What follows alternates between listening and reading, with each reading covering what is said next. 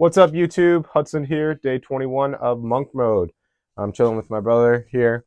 Just stopped in and talking about life, and actually so happened to land on the subject that I wanted to bring up today. So, Joel, interestingly enough, I've been listening to a lot of podcasts recently with different CEOs and multimillionaires really sharing about how they feel now that they have achieved the success that they've always wanted. Specifically, a lot of millionaires and rich people, successful people, when they've gotten to the place that they're at, um, they talk about how they don't feel fulfilled from what they've done, and it hasn't like brought them like the happiness that they thought it would. And when you're listening to it, as someone who's not super successful and rich, you're thinking like, okay, easy for you to say, you're there, but if I got there, then I would feel differently. I think a lot of people have that in the back of their mind. Some people straight up, they're like, I'd rather cry in a Lamborghini, blah, blah, blah. And hearing person after person after person say that, however, has really got me thinking, like maybe they're right. And maybe that they're trying to fulfill this thing in them. I mean, as a Christian, I believe that Jesus fulfills your heart's deepest desires.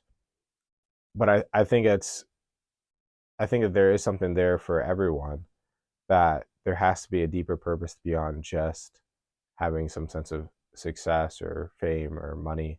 I think a lot of people pursue those things to like satisfy their ego or some kind of insecurity or heal some trauma uh, from their childhood wounds. And they get there and they realize like, this doesn't do it.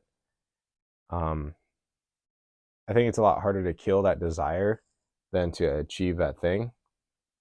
And I've been thinking about that myself because it's like, I think Jim Carrey has a quote that he wishes and hopes everybody achieves all they hope and dream for.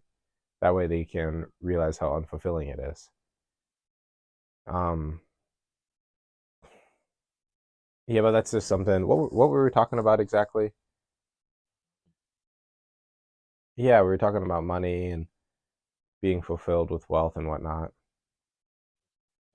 Trusting in God regardless.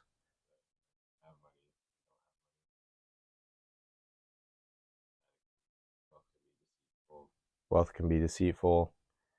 Yeah,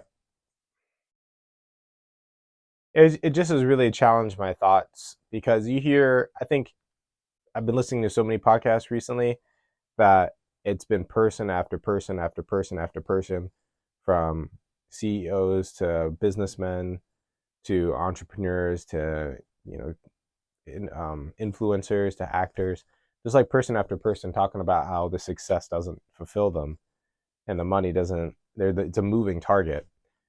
Um, and it's difficult because I know in the back of my mind I'm like, well, yeah, if I had just enough money so I could buy groceries and not have to worry about the bill and not have to look at like my total at the end of it and be like, I don't know if I can take this. I might have to, actually put that back and stuff. Like if I didn't have to do that, then I would be satisfied. Or if like I didn't have my car was not falling apart every 3 months, then I will be satisfied. Or XYZ, I could take a girl out on a date and I have to worry about what the tab is or when the next time we can go out on a nice date is because I don't have money in my bank account. Just stuff like that, which granted, like most people are concerned about those things. Like exceptional if you're not concerned about money, and like I'm asking for a lifestyle that's above average.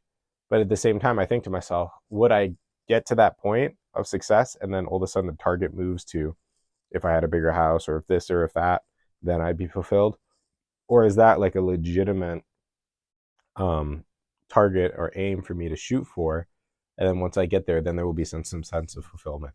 I mean, to be fair, now that it's not I'm saying it out loud, what comes to mind is how researchers found, I think it's $70,000 is the point of, yeah, $70,000 is the point of like maximal happiness or like fulfillment in people's life before money starts to have depreciating returns or like income does. So I'm definitely not making $70,000 a year, and all the stuff I'm describing is of a single person who lives at $70,000 a year. I mean, you're not worrying about your car note, you're not worrying about your grocery bill.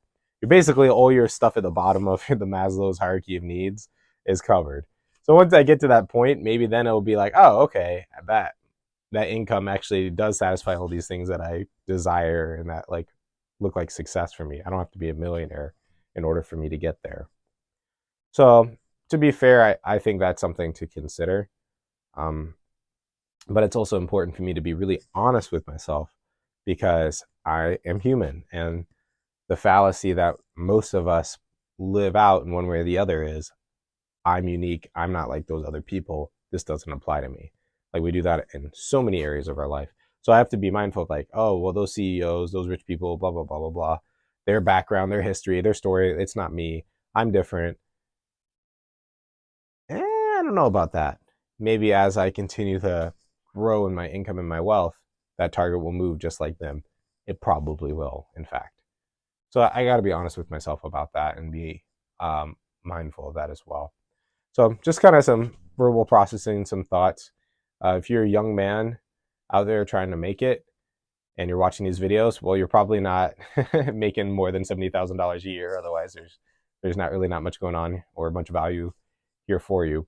But for the rest of us who kind of fall in that medium or a little bit below, I just want to challenge you to like be honest with yourself. If you really are believing the lie that more income and like being super rich and successful is going to fill that hole in your heart, is going to make you feel fulfilled, because all the data shows people on their deathbed, they don't worry about income, they don't worry about their job, they're not regretting working harder or achieving more.